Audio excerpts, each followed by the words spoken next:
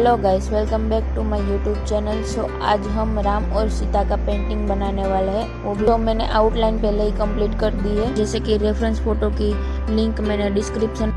Water colour में white colour का use नहीं होता है, इस हिसाब से हमें पेपर को सेव करके रखना होता है। तो देखते रहिए कैसे कलरिंग करनी है। तो इस ड्राइंग के रिलेटेड आपको कोई भी डाउट हो तो कमेंट कर सकते हैं।